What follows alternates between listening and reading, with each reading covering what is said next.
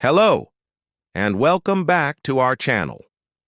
When we think of Kenya's history, we often picture the great Swahili city-states or the later British colonial era.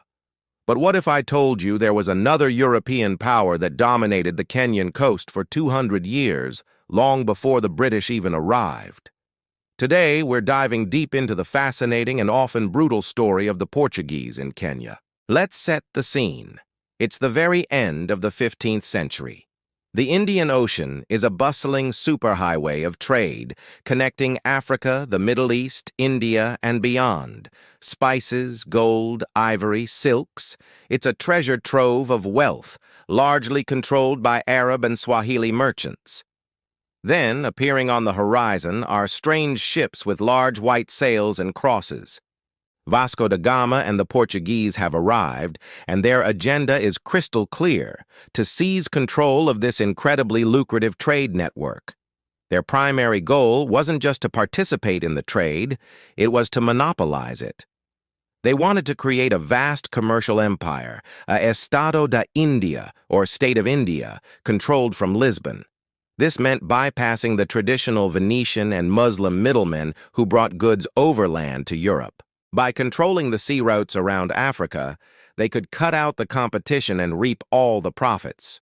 A secondary but still important objective was to challenge and diminish the influence of the Islamic rulers who dominated the Swahili coast. They saw it as a continuation of their crusades, a holy mission to spread Christianity and weaken their rivals. So, how did they go about this? Not with gentle diplomacy. The Portuguese came armed with superior naval technology, particularly cannons mounted on their caravels.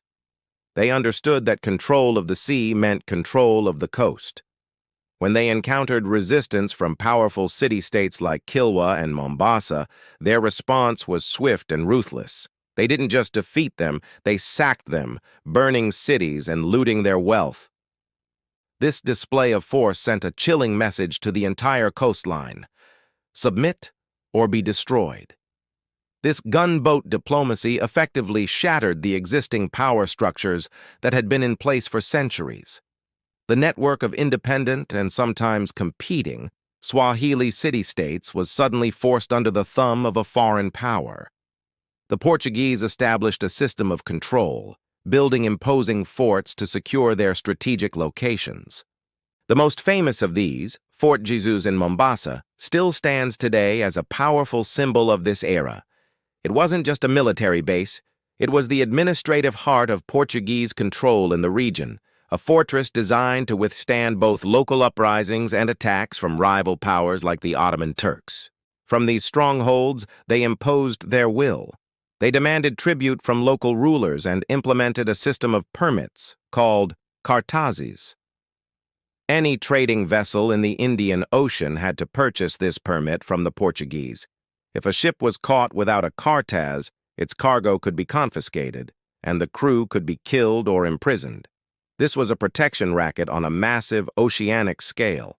It effectively strangled the free trade that had made the Swahili coast so prosperous, redirecting wealth from local merchants into the coffers of the Portuguese crown. Alongside military and economic control, the Portuguese also attempted to impose their culture and religion. Missionaries arrived with the soldiers and traders, aiming to convert the local population to Christianity. However, their success was incredibly limited. The Swahili coast had a deeply ingrained Islamic culture that was centuries old, and it resisted this new faith fiercely. There were a few instances of local rulers being sent to Goa, the Portuguese hub in India, to be educated as Christians. But interestingly, upon returning home, many of them reverted to Islam, showing just how shallow the Portuguese religious influence truly was. For the most part, Christianity did not take root along the coast during this period. Life under Portuguese rule was not peaceful. Their control was often brutal and exploitative, leading to frequent rebellions and insurrections. The Portuguese were stretched thin, managing a vast empire with limited manpower. They were seen as foreign occupiers, and resentment simmered constantly beneath the surface.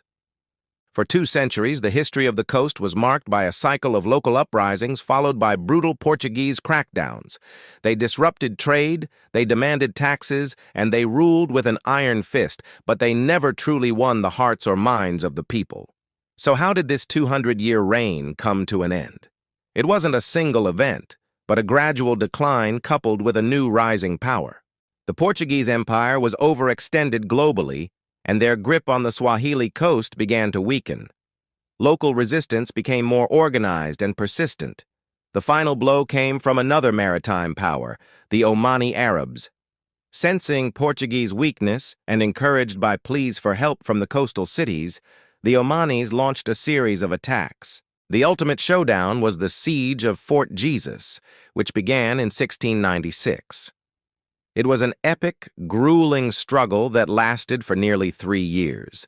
The defenders in the fort, a mix of Portuguese soldiers and local loyalists, held out against overwhelming odds, disease, and starvation. But in the end, the Omani forces prevailed. The fall of Fort Jesus in 1698 marked the definitive end of Portuguese dominance on the Swahili coast. The expulsion of the Portuguese didn't return the coast to its pre-1500 state. It ushered in a new era of foreign influence. The Omani Arabs, having driven out their rivals, stepped in to fill the power vacuum. They eventually moved their capital from Muscat to Zanzibar, establishing a new empire that would control the coast until the arrival of the British in the 19th century. The Portuguese legacy in Kenya is complex. They left behind monumental forts, a few loanwords in the Swahili language, and a history of conflict that fundamentally reshaped the region. They shattered the old trading networks, introduced a new level of military violence, and inadvertently paved the way for the next wave of foreign rulers. Their 200-year presence is a crucial, often overlooked chapter in Kenya's story, a dramatic tale of ambition, conquest, and resistance that changed the course of East African history forever. Thank you so much for joining us on this historical journey today. If you found this story as fascinating as I do, please hit that like button, and don't forget to subscribe and turn on notifications so you don't miss our next video. We'll see you next time.